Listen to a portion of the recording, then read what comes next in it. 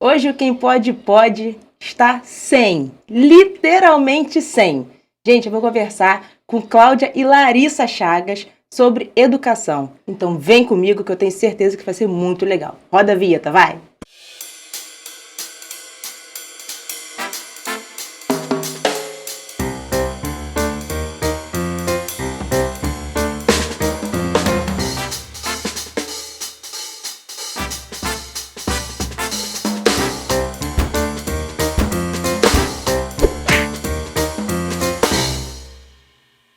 Meninas, muito obrigada por vocês estarem aqui. Fica tranquilo. Prazer é nosso, prazer é meu. Tô muito Nossa, feliz. que alegria, que alegria, que alegria estar aqui. Muito obrigada pelo convite. Eu que agradeço e estou muito feliz.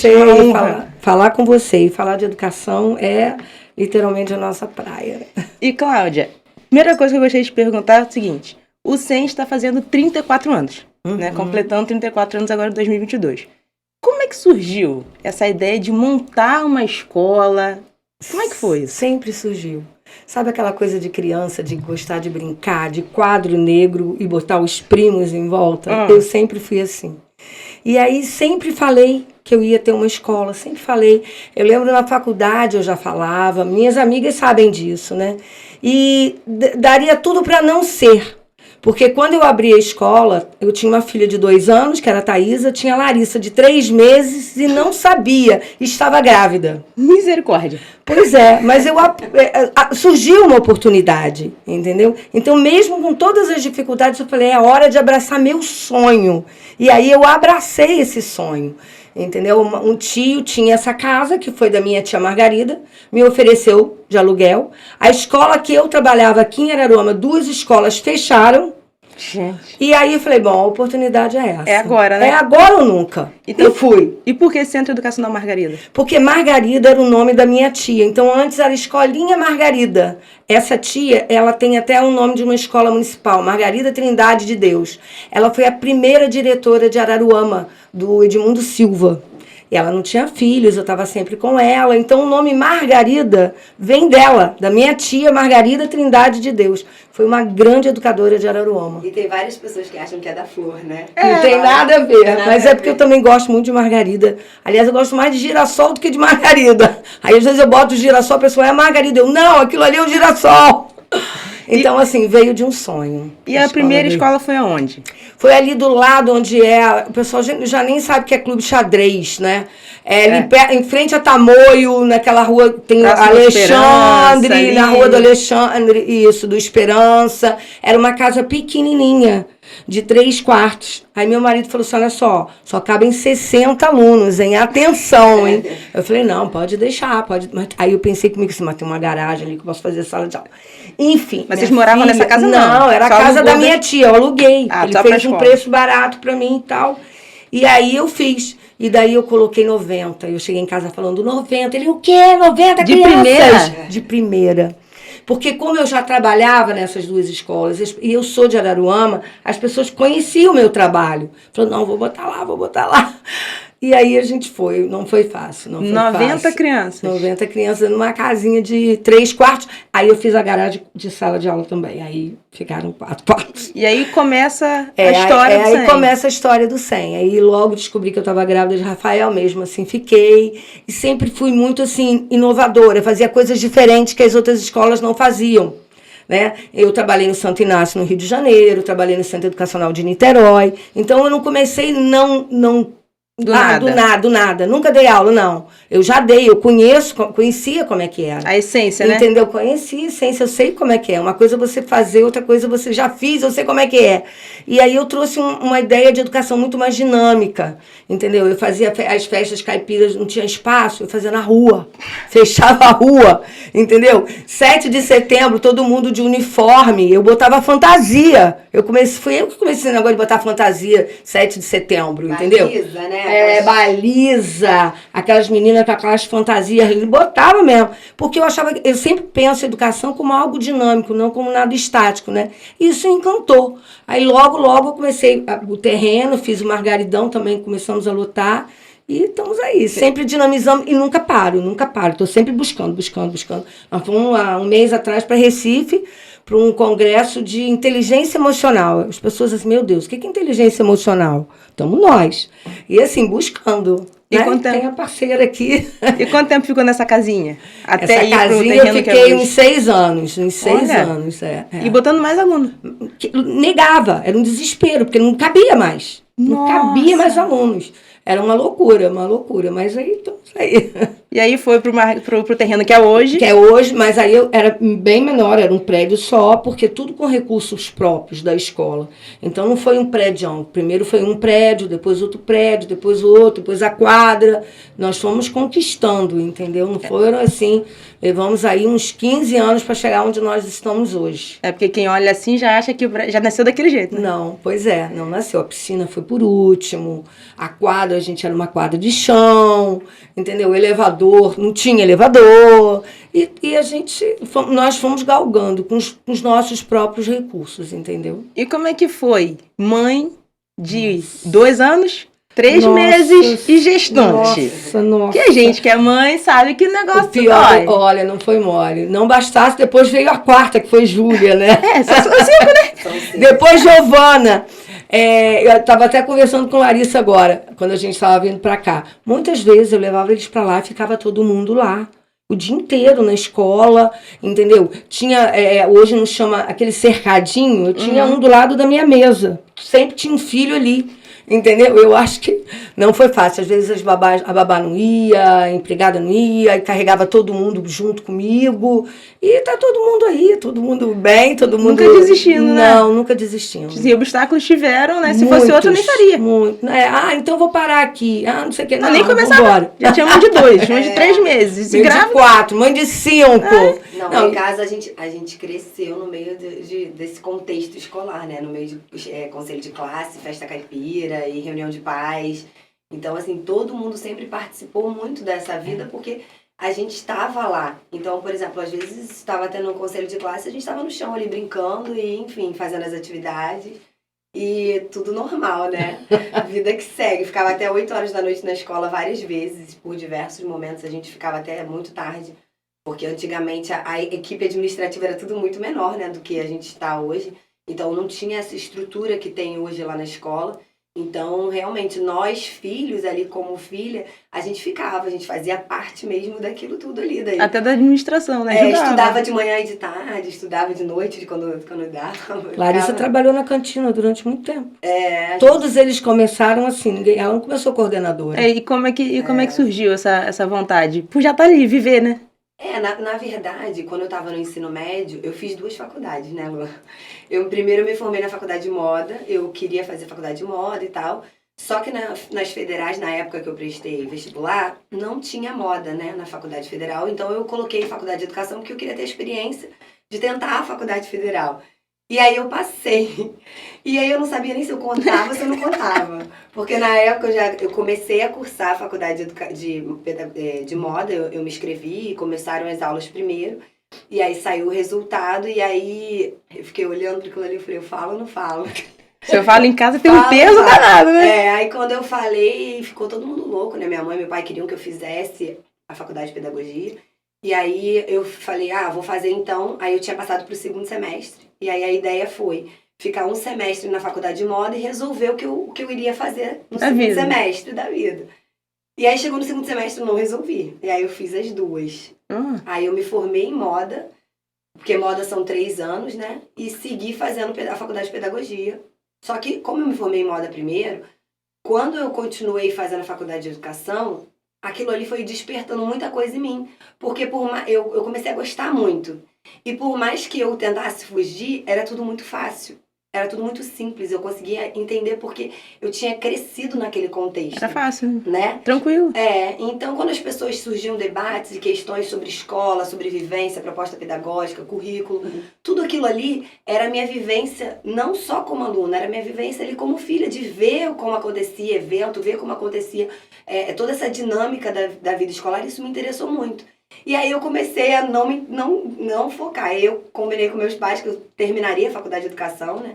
E acabei entrando para trabalhar na escola na época, porque eu tinha que fazer alguns estágios lá na UF. Você tem que fazer 3 anos, mais ou menos, de estágio, né? Que você é presencial.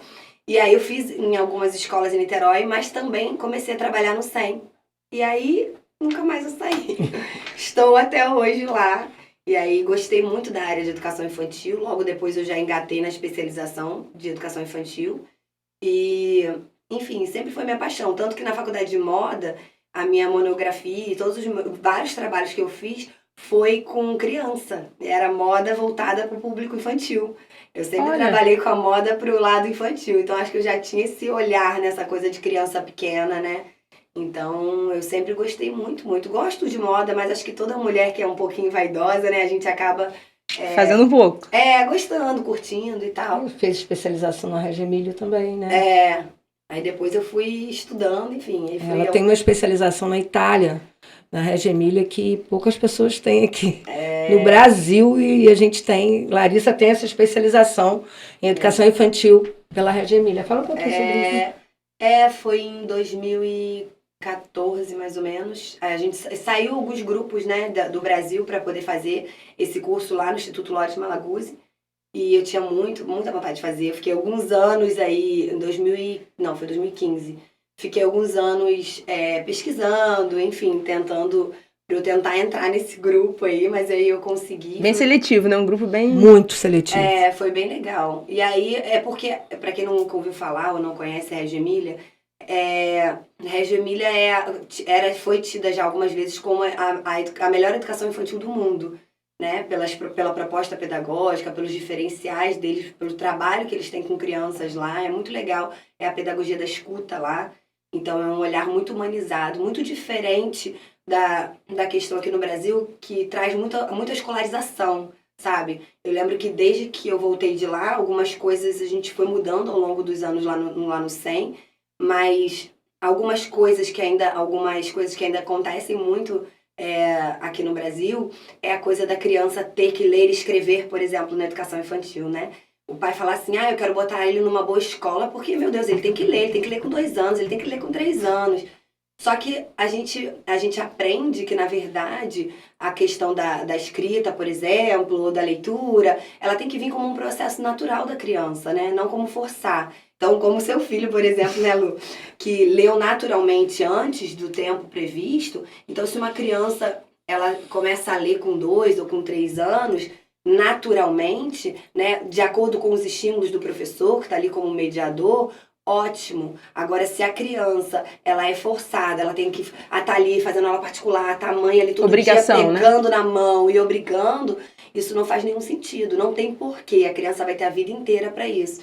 Então, ela trouxe algumas mudanças para o SEM, esse curso trouxe muitas mudanças, um olhar um pouco diferente sobre a educação infantil, né, e acho que veio para crescer, porque agora, ainda mais depois da pandemia, muitas pessoas falam sobre as novas habilidades, né, que são necessárias para as crianças desse século, e a questão da leitura e da escrita ela vai lá para trás, né, porque são tantas outras habilidades, como a inteligência emocional, como a minha mãe colocou aqui, que é tão importante. Então, às vezes, a criança faz uma educação infantil e os pais estão achando que é uma educação infantil de qualidade, porque a criança aprendeu a ler com 3 anos, quando, na verdade, é uma criança que não sabe lidar com as próprias emoções, que não tem um senso crítico bem desenvolvido, que não tem autonomia, ela não sabe amarrar o cadastro, ela não sabe resolver um conflito, ela não sabe conversar com um amiguinho, ela não sabe... mas ela sabe escrever. Aí, peraí, pra quê? Né? Qual o sentido disso?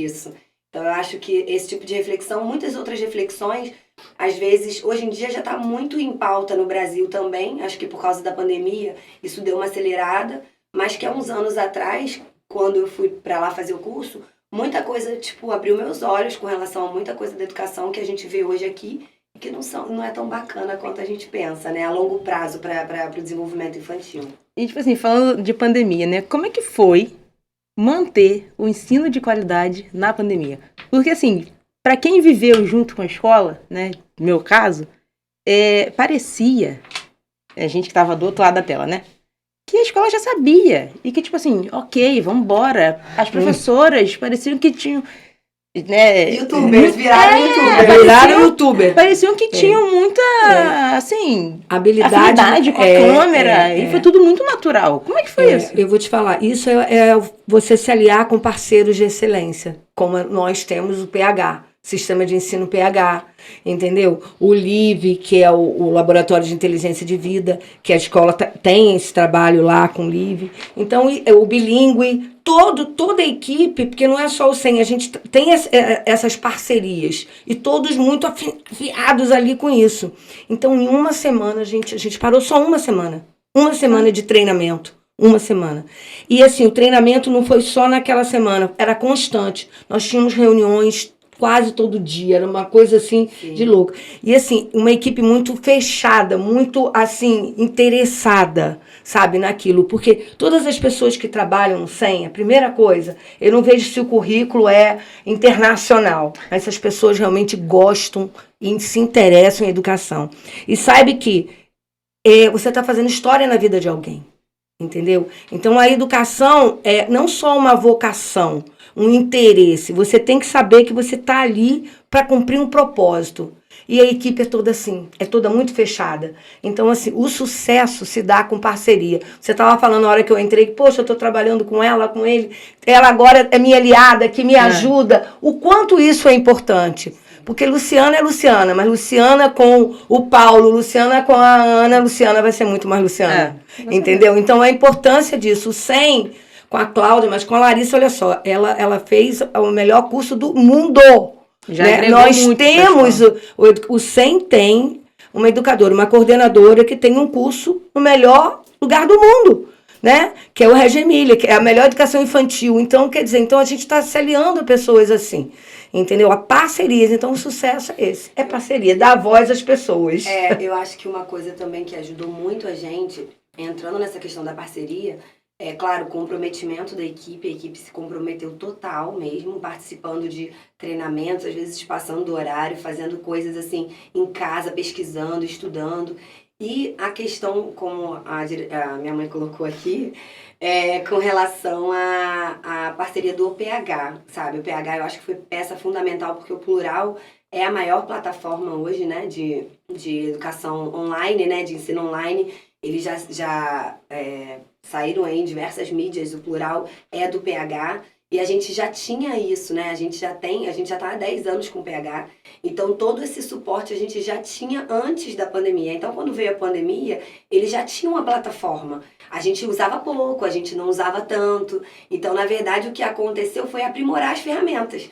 Então, eles já tinham um mecanismo que, se a gente quisesse, antes da pandemia, fazer uma palestra online ou fazer uma videochamada, os alunos já tinham disponibilizados para eles todo o material online. Então, eles já tinham as apostilas, eles já tinham material. A gente já tinha um aplicativo da escola, que é a nossa agenda virtual. Então, foi uma forma da gente conseguir se comunicar, porque de um dia para a noite chega um documento lá na escola, na sexta-feira, na tarde, olha, fechou, e a gente não sabe que dia vai abrir. E aí, como que se fosse, por exemplo, uma agenda de papel, como que a gente teria que se comunicar lá com quase 1000 famílias, né? Nós já tínhamos a agenda virtual antes. Então, através da agenda virtual, a gente foi lá, mandou um comunicado, e a gente foi conversando com as famílias através do aplicativo da escola. E ali a gente foi planejando tudo junto às famílias e explicando tudo o tempo todo. Inclusive fazendo, como a gente fez, algumas reuniões de pais, alguns encontros online pelo Meet e pela própria plataforma do Plural, para explicar aos pais como entrar nesse novo processo, né? Porque foi um desafio gigantesco, acho que para todos. Para todo mundo, mas principalmente para os menores, né? Para as crianças, sei lá, da educação infantil até o 5º ano, que não estavam habituadas com esse ensino online, com essa educação à distância, né? Porque os maiores ainda tinham algum hábito de vídeo online, de digital, YouTube, né?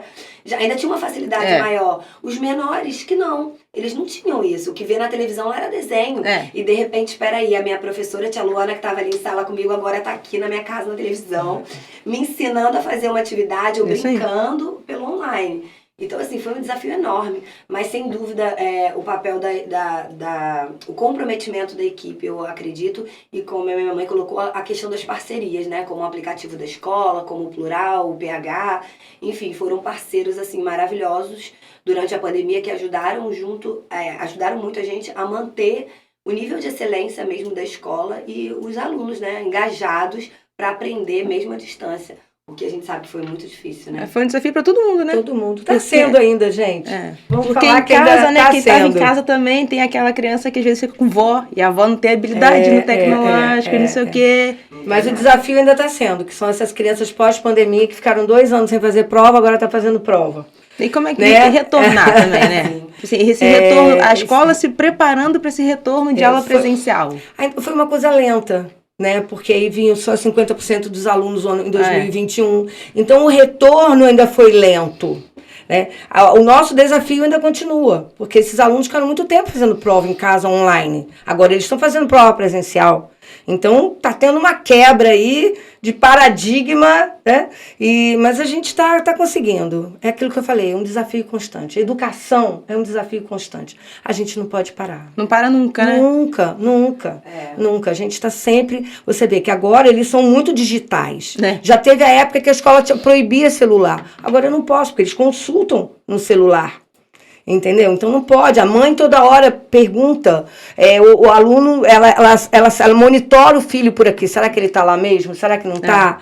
Então, como não proibir? Então as coisas vão mudando, vão se adequando à nova realidade. E aí a gente também, né? Eu acho que um desafio muito grande agora nessa volta, digamos assim, né, em 2022, que a gente voltou já com os horários todos certinhos, né?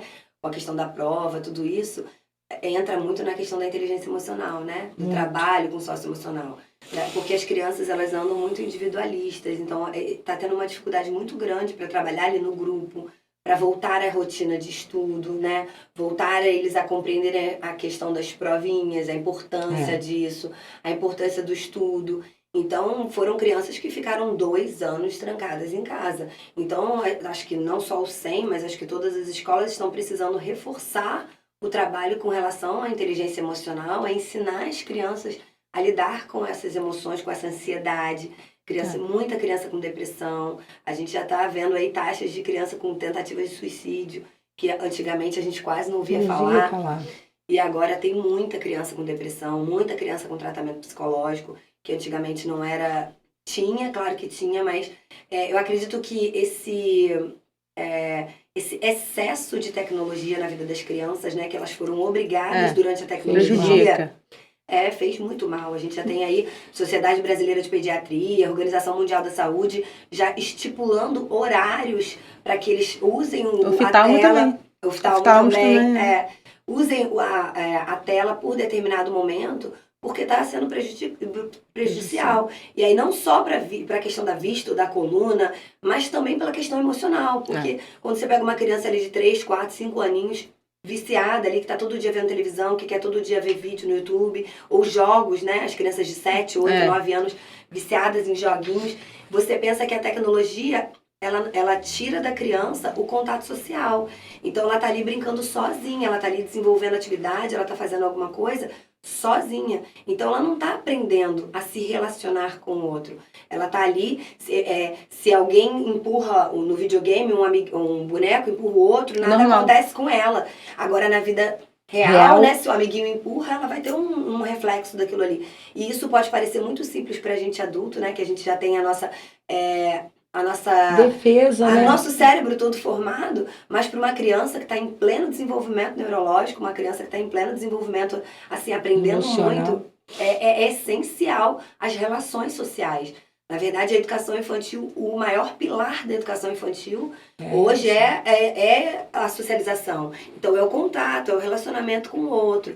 E aí você pega uma criança viciada em tecnologia, é muito difícil. E às vezes muitos pais, como nós, né, eu me coloco, porque é um grande desafio pra gente também, a gente tá o tempo todo com o celular. Então a gente tá olhando, às vezes a gente tá em casa, tô trabalhando, tô ali com o celular. Mas ele não entende. E a criança tá vendo tudo isso. Só que pra mim, que já sou formada, eu que já sei me resolver, eu que já tenho todo o meu corpinho formado, pra mim ok. Mas pra uma criança que ainda está aprendendo a afetividade, que está aprendendo, desenvolvendo a criatividade, desenvolvendo a coordenação motora, né, os grandes músculos, os pequenos, a coordenação motora fina, enfim, tudo isso, ela se ficar viciada em tecnologia, ela perde muito.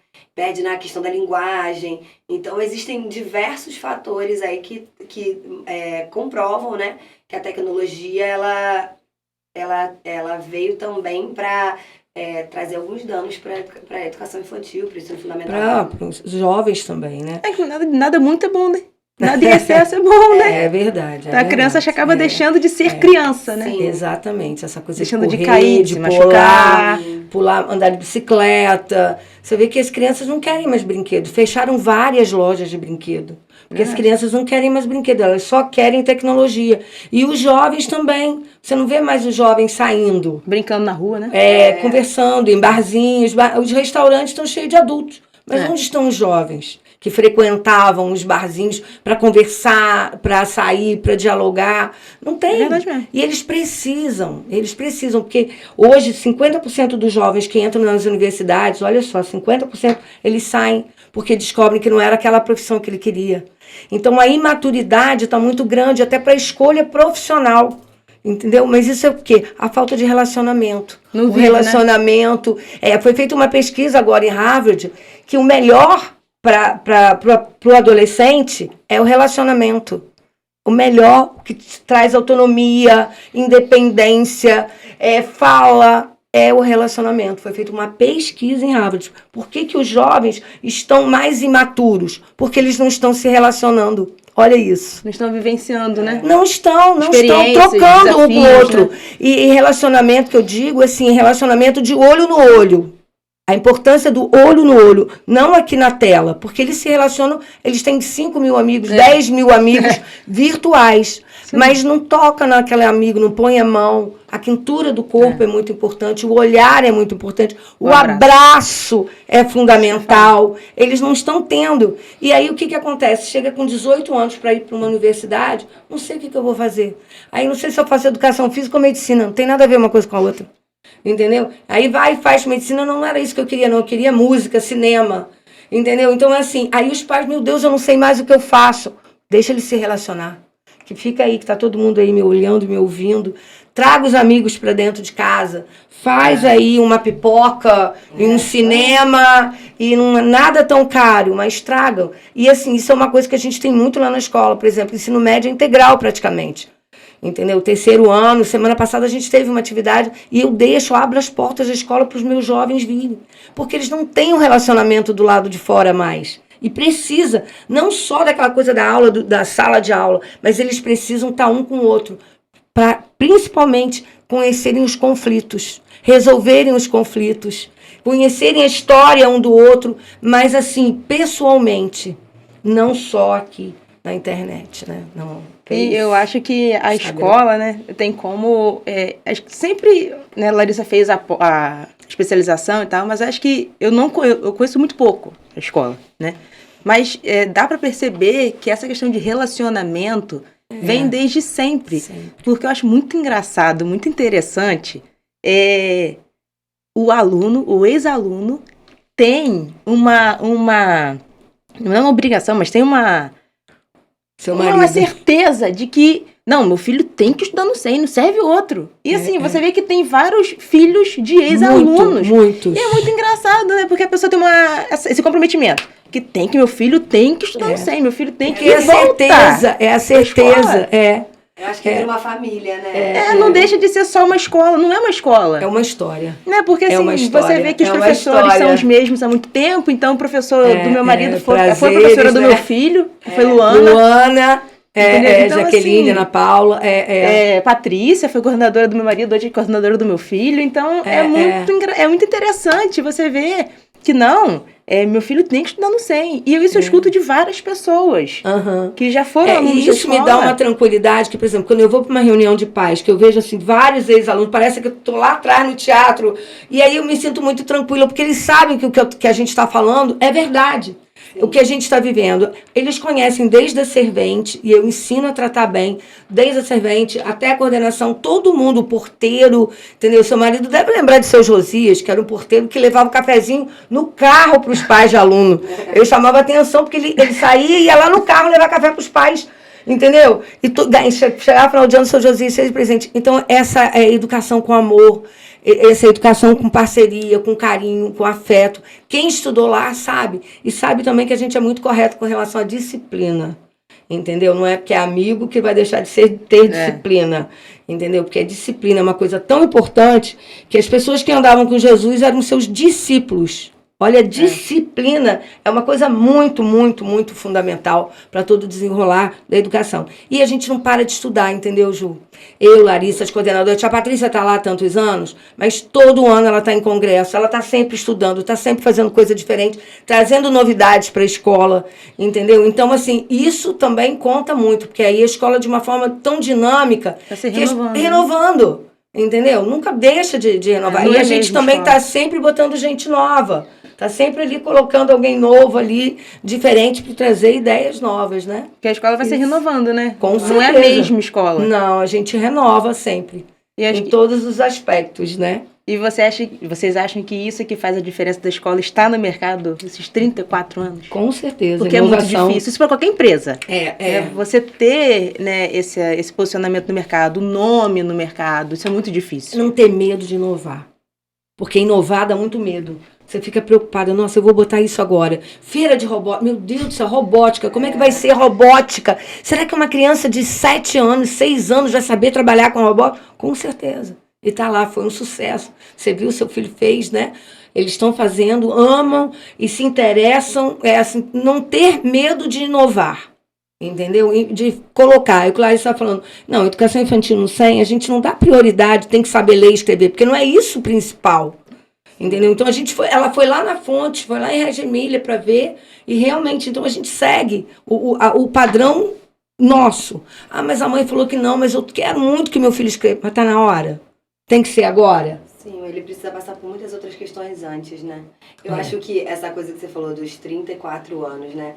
Eu acho que um grande segredo ali é isso do aprimoramento mesmo, do estudo, do comprometimento da equipe com relação com a excelência, né? De estar sempre estudando, buscando. A gente participa agora mesmo a gente, nas férias de julho, as professoras fizeram um curso de neurodiversidade, né, na escola. Então a gente está sempre estudando o tempo todo, sempre aprendendo. Na pandemia isso ainda foi mais, né? Porque eles disponibilizaram diversos congressos, um congresso, por exemplo, que a gente vai todo ano em São Paulo, Congresso Internacional de Educação. Eles disponibilizaram online e isso deu a possibilidade de toda a nossa equipe participar de uma coisa que antes era muito reduzida. A gente tinha que, às vezes, vai um, depois vai outro, né? Então, eu acho que esse aprimoramento realmente da equipe é o que muda. Porque, na verdade, o que vai melhorando a educação no Brasil ao longo dos anos é o professor. É quem está ali em sala de aula. É mudar a linguagem, é mudar a forma como traz o conteúdo, muitas vezes mudar o olhar. Isso dá medo, sim, porque se a gente lá no SEM, a gente não tem medo de errar. Então, se a gente está fazendo uma coisa bacana, uma coisa que não é tão bacana, e um pai de aluno chega lá e fala, olha, isso aqui não está muito legal. Era legal antes, mas agora não está legal. E a gente não tem esse medo de olhar e falar, poxa, não está mais legal mesmo, vamos parar de fazer. Então, assim... não tem medo da crítica, né? A crítica é construtiva, né? Exatamente, porque assim, como você falou isso, é uma família, a gente tem esse bom relacionamento com os pais, então a gente tá ali, a gente é muito aberto, sabe, Lu? Às vezes eu escuto alguns pais falando assim, nossa, que vem de fora, vem do Rio. Eu tenho uma mãe que foi pro Rio recentemente, ela sempre me manda mensagem que, meu Deus, meu filho tá numa escola que é 4 vezes o valor do SEM, que no Rio é tudo muito caro, e... eu não sei nem quem é a coordenadora, ela não tem horário, não me atende, eu não consigo penetrar, não consigo entrar na escola e conversar e ter um relacionamento. É tudo tão difícil, que saudade e tal. E aí eu fico pensando, eu acho que isso da gente ter a porta aberta e estar sempre ouvindo os pais, não as críticas, mas ouvindo o posicionamento. A escola está sempre trazendo os pais. A gente vai ter agora um evento dos avós, a gente tem sempre reunião de pais, a gente tem sempre eventos que a gente... traz a família para dentro da escola, é uma forma de relacionamento também com as famílias. Porque são nesses momentos que eu tô lá, e às vezes eu tô lá conversando com você como mãe, e você fala, Larissa, olha, meu filho não achou isso bacana. E aí eu penso, poxa, realmente, caramba, esse projeto que a gente fez de repente não foi tão legal, vamos repensar para o ano que vem. Então a gente não tem esse medo, e com isso a gente vai melhorando. Porque se você não ouve o outro, né? A escuta é importante. Se você... É exatamente essa a pedagogia da escuta, né? Se você não ouve o outro, não ouve até a criança. Eu acho que lá na escola também tem... a gente, por muitos anos, a gente viu muito professor com essa essa casca de autoridade e com pouca escuta. Eu acho que o SEM tem mudado muito isso com relação a... O professor, ele tá ali como mediador, como quem passa o conhecimento, mas ele tá ali como parceiro também, como alguém que quer ajudar no crescimento do aluno, no desenvolvimento do aluno, alguém que tá ali para ouvir também, para apoiar, né, para ser um parceiro mesmo. E eu não falo amigo porque amigo às vezes concorda com tudo, né? E eu acho que vai um pouco além disso, vai mais pro nível do pai e mãe mesmo, de puxar a orelha quando necessário também, né? De falar, olha, isso não tá bacana, pro aluno. E da mesma forma a gente tem esse relacionamento com os pais. Então, se em algum momento, tem alguma coisa que não tá bacana pra você me procurar pra me falar sobre isso, você pode ter certeza que aquilo dali vai ser visto. Pode ser que a gente não concorde, que a escola não concorde com a posição das famílias, como a minha mãe colocou, né? A gente não acha que é tão bacana mudar alguma coisa, mas quando a gente concorda, quando a gente refaz realmente, a gente muda a proposta pedagógica, a gente muda plano de aula, a gente muda projeto, a gente muda... Então, assim, é bacana, eu acho que isso ajudou muito a chegar hoje onde o SEM chegou, né? Nesses 34 anos. Que venham mais 34. Essa diferença, né? E como é que foi escolher o PH? Olha, eu já gostava. Hoje, nós seremos até homenageados na sexta-feira pelo PH, 10 anos de PH e 10 anos no SEM. Lá no Sheraton Hotel, no Rio de Janeiro, o SEM vai ser homenageado lá pelo PH, como uma escola inovadora. Isso é muito bacana também, né? E a escolha foi o seguinte: a gente trabalhava com moderna, todos os livros, Saraiva, Moderna, Ática. Eu sempre tive muita simpatia pelo Colégio PH, no Rio de Janeiro, que era do Paulo Henrique. E toda vez que vinham me oferecendo sistema de ensino ângulo, ou outros, assim, eu falava, gente, eu vou esperar, porque um dia vai ter o PH. Um dia vai ter o PH, porque aquele colégio é fantástico.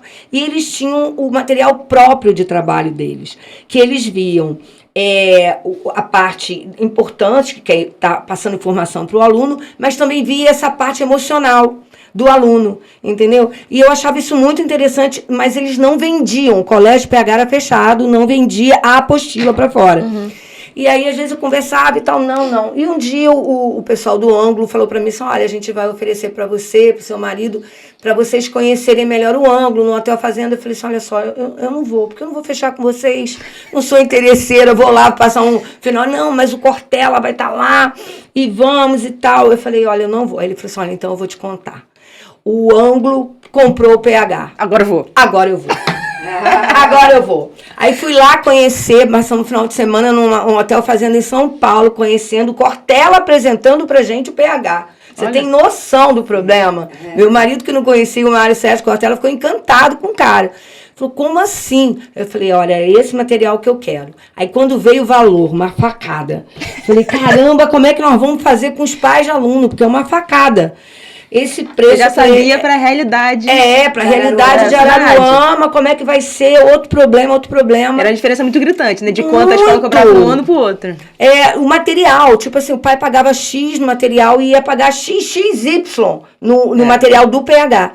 Aí eu falei assim, quer saber? Eu acredito.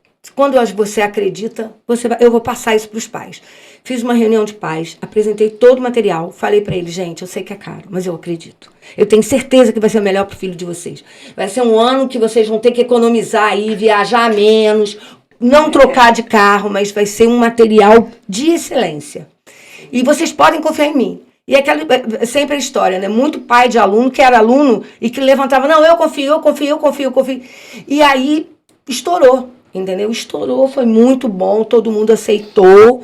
E aí, há 2 anos atrás, eu coloquei o Learning Book. Você imagina ensino médio com o computador. Eles não têm livro, o material deles é totalmente digital. 9º, 1º, 2º, 3º ano é totalmente digital. Foi outro baque, que também outro valor, boom. Mas eu falei para eles de novo, falei, gente, eu acredito, vai ser o melhor, eles não vão carregar peso, aquela história de dever de casa, tá tudo ali. Esqueci o livro, esqueci a apostila, tá tudo ali. Não, mas eles vão viciar mais ainda no computador. Eu falei, olha só, a gente vai ter um material físico para eles consultarem em casa se eles precisarem, que são os livros paradidáticos. Gente, eu tenho uma livraria, porque eu acredito em livro. Eu não estou dando só o coisa, porque a gente acredita. Então, os livros de papel não vão morrer nunca. Mas agora vai ser importante para eles permanecerem. Os pais compraram ideia, não tinha vaga no ensino médio, como não tem, né? Graças a Deus por isso, meu Deus. E aí a gente começou e foi assim, e estamos lá. 10 anos de PH, graças a Deus por isso. E como que a escola trabalha essa questão de inclusão? Ai, muita coisa, né? A gente trabalha com, na verdade, todas as turmas têm alunos de inclusão. Todas. A gente adapta o currículo. Então, por exemplo, tem diversas atividades que são realizadas para que eles possam fazer, que eles consigam fazer, né? E outras que eles participam das atividades que já estavam dentro do conteúdo, né? Mais diferente. Por exemplo, às vezes prova, né? Prova, geralmente, as crianças têm um tempo de prova. Então, o aluno de inclusão pode ter tempo menor de prova. Ele pode ser avaliado de várias maneiras que não prova. Então, tem aluno que faz prova oral, tem aluno que pode fazer prova que é reduzida Tem aluno que não faz prova. Tem aluno que não faz prova. Tem aluno que faz prova na sala da coordenação. Então, se você for pegar lá no ensino fundamental, né? No ensino médio, enfim, todos os alunos de inclusão, eles têm diversas possibilidades dentro da escola. Então, eles não precisam fazer, por exemplo, uma prova como um aluno normal e ser cobrado como um aluno, como outro aluno, entendeu? Na educação infantil, eles participam de todas as atividades. Então, assim, eles estão dentro de todas as salas. A gente tem aluno com TEA, né, com transtorno do espectro autista. A gente tem aluno com a síndrome de Down. A gente tem alunos com transtorno de ansiedade generalizada, alunos com depressão, com TOD. Então, assim, o que a gente faz é preparar a equipe, né? Como eu falei agora, a gente fez esse curso de neurodiversidade, preparar a equipe para que possam receber esses alunos e adaptar as atividades do currículo da escola para esses alunos. Então, adaptar a atividade, adaptar projeto, adaptar até eventos, né? Tem alguns eventos que a gente precisa, às vezes, adaptar uma coisa ou outra, adaptar a parte avaliativa, e a gente está sempre conversando com essas famílias, sempre fazendo relatórios e acompanhando o processo dessas famílias, né? Porque a gente sabe que não é fácil, então cada fase existe uma dificuldade diferente, né? E existem alguns desdobramentos, então a gente vai falando com a equipe multidisciplinar que cuida desse aluno. Então a gente tem reuniões, a gente tem uma orientadora educacional lá na escola, que ela conversa diretamente com essas famílias. Então, às vezes a gente conversa com o neuro da criança, às vezes a gente conversa com o fono, a gente recebe psicólogos, enfim. E a gente está sempre fazendo também... estudando muito. E a gente está sempre também recebendo profissionais lá na escola para passar para os outros alunos sobre algumas questões que eles precisam compreender para incluir, né? Porque não basta só Nós incluímos. Os alunos eles também têm que incluir esses alunos. Os amigos, os né? colegas. Entendeu? Então tem diversos projetos com relação ao bullying, com relação a diferenças. Esse mês agora de setembro a gente vai ter a palestra de Setembro Amarelo com os adolescentes. Então tem diversas atividades que a gente vai fazendo para que realmente torne esses alunos, tornem todos os alunos iguais. Né? Que eles entendam que se só porque eu tenho alguma dificuldade, eu tenho lá uma descalculia, eu tenho uma dificuldade e não consigo trabalhar com números, por exemplo, o outro aluno que consegue, é excelente, ele pode me ajudar e eu posso me desenvolver melhor nisso, né? Ou, enfim, então a gente tenta trabalhar dessa forma com os alunos, mas não é fácil não, Lu. Cada dia mais difícil. Eu vou te confessar que eu tenho uma neurologista que é a doutora Maria de Lourdes Gaspar. Ela era da UF, ela agora está aposentada, ela atende.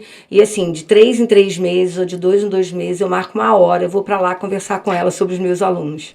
E aí ela vai me dando mais aulas, mais orientações, que porque tem muitos casos diferentes, entendeu? Às vezes o aluno é TEA e TOD, o aluno é TOD e é Down, ele tem várias síndromes juntos, entendeu? E às vezes eu fico sem saber. Aí eu vou lá para ter aulas com ela e passo para minha equipe, olha, a doutora Maria de Lourdes me orientou que era assim, assim, assim. Eu ligo para ela, tenho um canal direto com ela de orientação aí, de busca constante, porque cada dia uma novidade com relação a isso.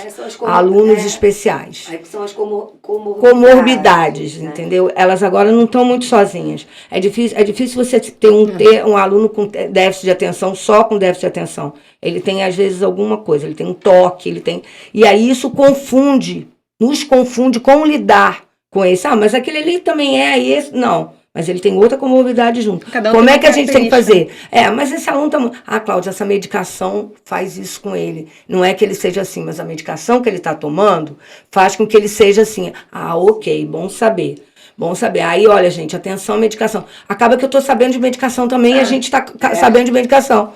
Porque, por exemplo, uma carência de vitamina D pode tornar um aluno diferente. Aí a pessoa assim, meu Deus do céu, como assim? Porque a vitamina D não é só uma vitamina, é um hormônio. Então o aluno fica desanimado, fica prostrado. Aí você fica achando, meu Deus, ele tem algum transtorno. Ele tem só falta de vitamina D. Olha isso. Sabe por quê? Não pega sol. Eles não pegam. Quando trancar dentro de casa no videogame, não pegam sol, que é fundamental. Aí já leva para neuro, o neuro já passa uma Ritalina, já passa um Rivotril, já passa não sei o quê, e não é nada. Precisa só de um endócrino. Muitas escolas estão indicando para neuro, quando na verdade é um endócrino, que vai ver o nível de vitamina. Às vezes nem sempre. Aí não faz exame de sangue, meu filho, não dói. Tadinho dele, vai sofrer tanto. Para que eu vou furar meu filho à toa? Ele tá ótimo. Tá ótimo. Não se alimenta direito. Não come, aí dorme demais na escola. O adolescente, uma loucura. Às vezes até deprime, né? Sono, tô deprimido. Leva, vai lá, dá um... Você sabe que o remédio mais vendido no Brasil é Ritalina. Olha isso, gente. Ritalina, que é para acordar. E às vezes a criança não tem nada. Então, como é importante essas conversas, esses cursos, esses congressos que a gente vai para São Paulo, vai para não sei para onde. Eu e ela, coitada, a gente nem sabe. Ela com um bebê pequeno, eu e Patrícia, eu e Marcele, uma doideira. Porque a nossa busca não pode parar. Eu acho que é por isso o sucesso, graças a Deus, eu sei, porque a busca é constante. E a busca tem que ser em tudo. É no casamento, é no relacionamento, é na amizade. Você não pode ter uma amiga e deixar aquela amiguinha lá no canto. Você tem que procurar ela, você tem que buscar por ela, você tem que sacudir ela, você tem que conversar com ela. É a mesma coisa educação. Você tem que vou sacudir, vamos ver. Eu acho que educação é movimento, né? Educação é movimento, tá sempre em movimento, sempre buscando, estudando, se aprimorando, como tudo na vida, né? Ainda mais agora, diante de tudo que a gente está vivendo aí, esse boom da tecnologia, que está mudando tudo, mudando a forma de ver o mundo, mudando, a gente já sabe, as profissões agora, né? Tiveram diversas pesquisas aí falando que as profissões, que daqui a 10 anos os nossos filhos não vão trabalhar 10 anos, né? Antigamente falava daqui a 20 anos, daqui a 30 anos, não vão trabalhar em algo que a gente conheça hoje. Então a gente fala, peraí, então se meu filho vai trabalhar numa coisa que eu não conheço hoje ainda, o que eu vou desenvolver nele na escola? Então, assim, não, eu vou desenvolver a criatividade, vou desenvolver o potencial dele de aprendizagem, né? Ele tem que querer aprender, ele tem que gostar de aprender, ele tem que gostar de se desenvolver. Então, assim, ele tem que ter autonomia, ele tem que ter inteligência emocional, ele tem que conseguir se relacionar com o grupo. Então, são tantas outras coisas para a gente trabalhar, né? Então, eu acho que é isso, a gente está sempre em movimento, aprendendo e buscando ensinar as crianças a ter este mesmo movimento. De sempre aprender, de sempre buscar conhecimento, nunca se fechar para o conhecimento, acho que essa é a chave. Não parar, né? E é interessante que a escola começa desde muito cedo, né? Heitor tem 5 anos e ele chega em casa falando de bullying. Que a gente já falou sobre bullying, que não pode fazer bullying, não sei o quê. Então, é muito interessante. E a inclusão começa, você está no maternal e tem. Sim. Então, assim, é muito legal de ver, né? E como é que é, Cláudia, agora como uma parte mais engraçada, como é que é ser mãe de 5 e ao mesmo tempo diretora da mesma escola? Como é que é? Olha, e como é que é ser filha nisso aí? Não, ela costuma dizer que eu cobro mais dela do que dos outros. Olha, ela sempre fala, você cobra mais de mim. Dos outros funcionários, que tem gente que fala assim, que tem regalia, né? Não, eu cobro muito mais dela. Pior, porque comigo a bronca pode ser maior. Né? O funcionário, a bronca é toda educada. É aquela bronca assim, né? Bronca de diretora na classe. Aquela bronca clássica, né? Agora comigo tem que fechar até a porta pra você. Então, assim, é um pouco diferente, sabe? Bom, eu acho muito interessante, porque todos falavam, né? Me criticavam e tal, mas, a Thaísa fez mestrado na UF, ela é dentista, está fazendo doutorado na UFRJ, mas é professora, tá? Dá aula até na universidade. Júlia fez arquitetura, mas fez mestrado na Universidade da Colômbia. É professora. Entendeu? Todo mundo, quem fugiu, não fugiu. Quem fugiu, não fugiu. Rafael fez economia, mas está lá, né, administrando a finança, trabalha com educação. e Giovana, que tá fazendo medicina, né? Então, eu vou te falar que não é mole, não. Que vai ter viu? que ensinar para os pacientes também as coisas. É interessante que quando a mãe vem conversar comigo, eu sempre tenho, eu falo, ih, já passei por isso, ih, já passei por isso, ih, já passei por isso, ih, já passei, ih, ó, ih, o meu filho não quer comer, ih, meu filho não quer dormir, ih, meu filho tá brigando muito. Eu falei, gente, eu já passei por tudo isso, vai passar. O bom que passa. Agora, é fundamental você ter um parceiro bom em casa, um marido que ajude, um marido que seja companheiro, um marido que esteja Que vai junto, né? dos mesmos sonhos que você, entendeu? Porque da mesma maneira que em casa, na escola, sozinha eu não faço, em casa não seria o que eu sou, o que eu tenho, se eu não tenho um marido junto ali comigo, junto, conversando, falando. É parceiro. Não, veja bem, gente, parceria não é gostar das mesmas coisas. Que, por exemplo, ele adora política, a gente tava falando de política agora. Eu não gosto muito, entendeu? Esse negócio de ver candidato, de não sei o que, botar adesivo no meu carro. Eu não gosto disso. Eu gosto de outra coisa. E nem por isso a gente se dá bem, entendeu? Não se dá mal, né? Não, nem por isso a gente se dá mal. A gente se dá bem por isso, porque eu respeito, né? E cada um respeita. E outro dia um casal falou, nossa, mas vocês gostam de coisas diferentes. Por exemplo, eu adoro ler, adoro série. Adoro viagem cultural. Como eu vou para Europa, eu vou ver museu, eu vou ver. Ele não, ele gosta de tecnologia. Quer dizer, e nem por isso as coisas não dão certo. É o respeito. Então, assim, se eu respeito em casa, por que eu não vou respeitar na escola? Né? Mas eu entendo que para a Larissa é um desafio trabalhar comigo. Eu sou uma pessoa que cobro muito. Eu acho que para todo mundo que trabalha comigo, a Ana tá ali me olhando, né, Ana? Meu Deus do céu. Eu cobro muito, Ana. Eu tenho esse grave defeito. E como é que era? Cobro. O filho tirar nota ruim?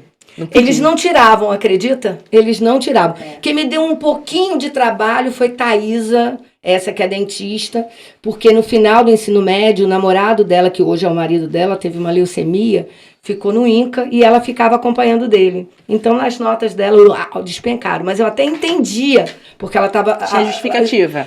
Mas foi a única que me deu um pouquinho de trabalho. Agora, os outros sempre foram, como os adolescentes dizem, cabeçudo, né? Cabeçudo só de tirar nota boa e tal. Sempre, né? Nunca nem tive, né? Mas, tipo, qualquer problema na escola, tipo... tô conversando, saio de sala. Minha mãe sabia antes de todo mundo, né? Isso que eu ia falar. Só o meu olhar... já ia assim no carro. Só o meu olhar já... Né, diferente. Eu lembro de várias vezes, várias situações dela me chamando a atenção e brigando. Antes mesmo, eu mal desci com a mochila e minha mãe já tá sabendo o que aconteceu, não sei o que. Porque o professor botava pra fora de sala de conversa. Larissa era conversa, muita conversa. Ela tinha um grupo comunicativo, entendeu?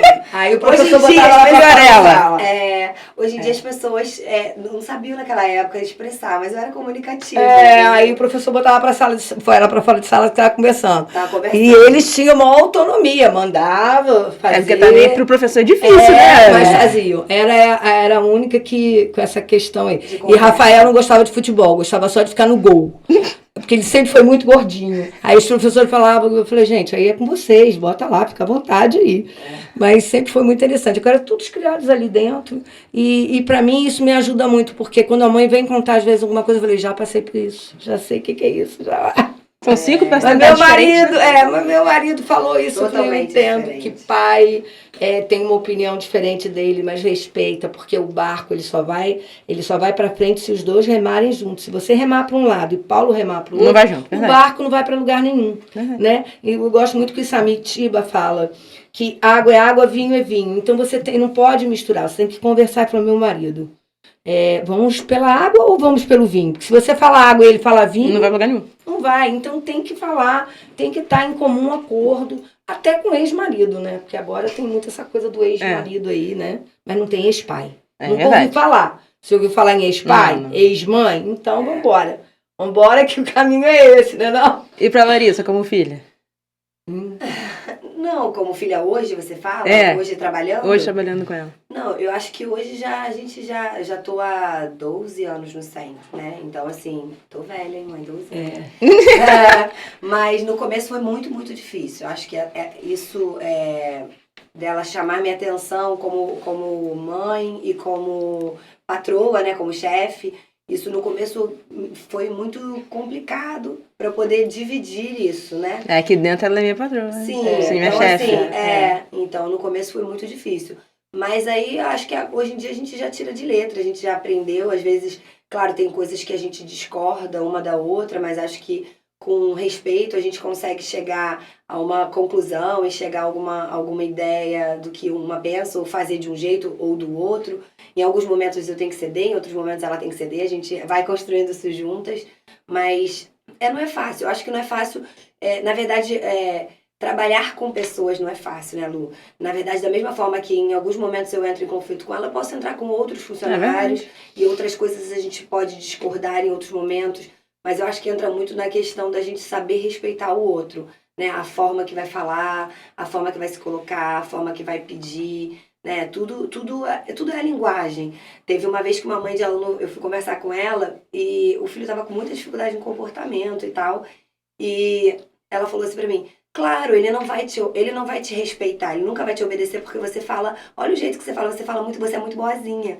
Eu falei assim, gente, olha a percepção. Eu fiquei impressionada com a percepção que ela tinha de mim, porque pelo contrário, se você perguntar na minha família, todo mundo fala que eu sou muito brava, né? Que eu sou muito brava e que eu tenho uma personalidade muito forte. E eu fiquei impressionada com a forma como ela achou. E não é que eu sou muito boazinha com as crianças, mas eu tento respeitar também a criança. Chamar a atenção da criança, corrigir a criança, mas entender também por que a criança está fazendo aquilo ali, o que está acontecendo por trás daquilo ali. Que a gente sabe que uma criança ela não está irritada só porque ela quis ficar irritada, ela acordou irritada. Será que ela dormiu bem, ela comeu bem? Será que ela não está passando por uma situação em casa que vai muito além? Acho que por isso que no meu trabalho, né, com a coordenação de educação infantil, com os pequenininhos, é totalmente ligado às famílias. Então, se o seu filho apresenta alguma dificuldade, algum problema que é social lá na escola, eu vou te chamar porque provavelmente isso está atrelado a alguma questão familiar. Então, tudo é relacionamento. Então, não é ser boazinha, mas é respeitar o outro. Eu acho que a base de qualquer trabalho em equipe é o relacionamento, é o respeito ao outro, e enfim.